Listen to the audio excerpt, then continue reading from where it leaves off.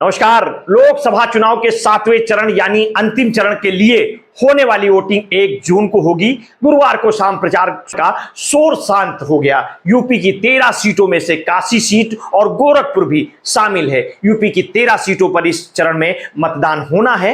वाराणसी में स्वयं नरेंद्र मोदी तो गोरखपुर से रवि किशन फिर से मैदान में हैं। मिर्जापुर से अपना दल की अध्यक्ष अनुप्रिया पटेल भी चुनावी मैदान में हैं। इन 13 सीटों में 2 सुरक्षित हैं और 11 सामान्य सीटें हैं। इस चरण में गोरखपुर, महाराजगंज, देवरिया, कुशीनगर, बांसगांव, घोसी, सलेमपुर, बलिया, चंदौली, गाजीपुर, वाराणसी, मिर्जापुर, राबर्ट्सगंज में मतदान होना है। इन लोकसभा सीटों के साथ ही सोनभद्र जिले की रिक्त चल रही दुधवी विधानसभा सीट के उपचुनाव के लिए भी मत डाले जाएंगे। वाराणसी में पीएम मोदी के सामने कांग्रेस ने अजय राय को फिर से उतारा है। अजय राय पिछले 2 चुनाव में मोदी के सामने कांग्रेस से मैदान में उतर चुके हैं। 2014 और 2019 में भी अजय राय यहां से उतरे और क्रमशः चौथे और तीसरे स्थान पर रहे हैं। दोनों चुनाव में इस बार हालांकि स्थिति बदली हुई है। 2014 में अजय राय के अलावा आम आदमी पार्टी के मुखिया अरविंद केजरीवाल और समाजवादी पार्टी के कैलाश चौरसिया भी मैदान में थे। ऐसे में अजय राय को चौथे स्थान से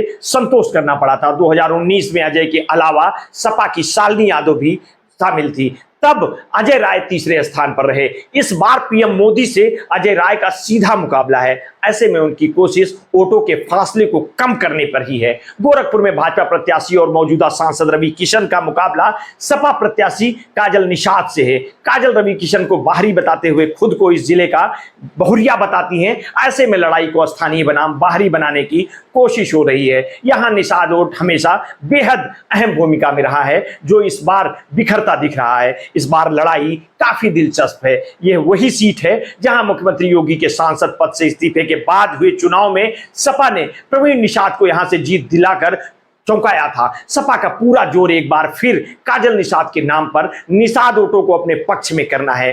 घोसी की सीट की बात करें तो भाजपा ने अपनी सहयोगी सुभाषपा को यह सीट दी है। यहां से सुभाषपा प्रमुख ओपी राजभर के बेटे अरविंद राजभर का मुकाबला सपा की राजीव राय से है। इस सीट पर भी कांटे की टक्कर बताई जा रही है। यहां से बसपा ने बालकृष्ण चौहान को उतारकर मुकाबले को और रोचक बना दिया है। घोसी विधानसभा की सीट उपचुनाव में जीतकर सपा के हौसले बुलंद हैं। उसका दावा है कि जिस तरह से घोसी उपचुनाव में हर जाति का वोट उसे मिला, इस बार भी मिलेगा। यहां सबसे ज्यादा भूमिहार, चौहान, राजभर समाज के वोट अभी तक हुए 17 में से 14 सांसद भी इन 3 जातियों से ही हुए हैं। इस बार 3 प्रत्याशी भी इन्हीं जातियों के हैं। ऐसे में कुछ भी हो सकता है। बलिया में भाजपा ने अपने मौजूदा सांसद वीरेंद्र सिंह मस्त का टिकट काटकर पूर्व प्रधानमंत्री चंद्रशेखर के बेटे नीरज शेखर को उतारा है। उनका मुकाबला सपा के सनातन पांडे से है। ब्राह्मण समाज को भाजपा का कोर वोटर माना जाता है। ऐसे में सनातन पांडे का इन वोटों पर दावा भाजपा को चिंता में डाल रहा है। वीरेंद्र सिंह मस्त के समर्थक भी भाजपा के लिए यहां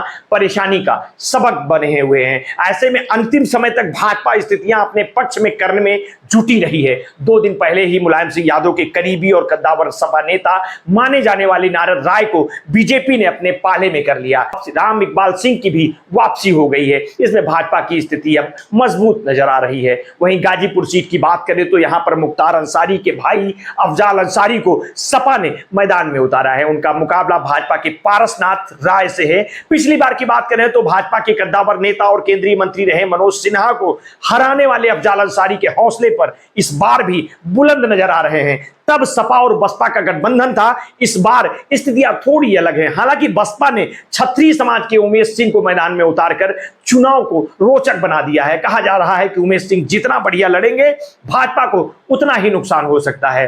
अफजाल का दावा भी है कि भाजपा तरह तरह के हथकंडे अपना रही है। ब्रजेश सिंह को स्टार प्रचारक की तरह इस्तेमाल किया जा रहा है और खुद उपराज्यपाल मनोज सिन्हा ने यहां डेरा डाले हुए हैं। चंदौली में भाजपा प्रत्याशी केंद्रीय मंत्री महेंद्र नाथ पांडे तीसरी बार मैदान में है। उनका मुकाबला सपा के वीरेंद्र सिंह के साथ है। चंदौली उन सीटों में शामिल है जहां भाजपा को मामूली अंतर से जीत मिली थी। पिछली बार यहां से सपा प्रत्याशी रहे संजय चौहान कुछ दिन पहले ही भाजपा में शामिल हो गए। इसका फायदा उन्हें मिलता दिखाई दे रहा है। इन सब के बावजूद बसपा प्रत्याशी सत्येंद्र कुमार मौर्य भी भाजपा की मुश्किलें बढ़ाए हुए हैं। कुशवाहा और मौर्य बाहुल्य सीट पर बसपा जितना ज्यादा वोट हासिल करेगी, भाजपा को उतना ही नुकसान होगा।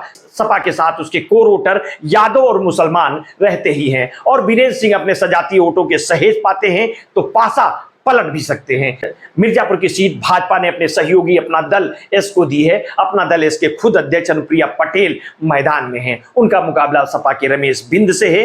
रमेश बिंद इस समय भाजपा के ही भदोही से सांसद हैं। बिंद समाज में भी पकड़ का दावा करते हैं। उन्हें भाजपा की चुनावी रणनीति भी पता है। ऐसे में यहां का मुकाबला रोचक होने की उम्मीद है। आपको बता दें कि रॉबर्ट्सगंज सीट भी अपना दल एस को मिली है। यहां से अनुप्रिया ने मौजूदा सांसद पकौड़ी लाल कोल की जगह उनकी बहू रिंकी कोल को इस बार का टिकट दिया है। सपा ने यहां से छोटी लाल खरवार को उतारा है। पूर्व में सपा से सांसद रहे पकौड़ी लाल कोल ने अपना दल एस से पिछले चुनाव में जीत दर्ज की थी। पकौड़ी लाल के विवादित बोल से सवर्णों में नाराजगी को देखते हुए अपना दल एस ने उनकी जगह पर बहू रिंकी को टिकट दिया है। ये बदलाव नाराजगी दूर कर पाता है या नहीं, ये तो परिणाम आने के बाद ही पता चलेगा।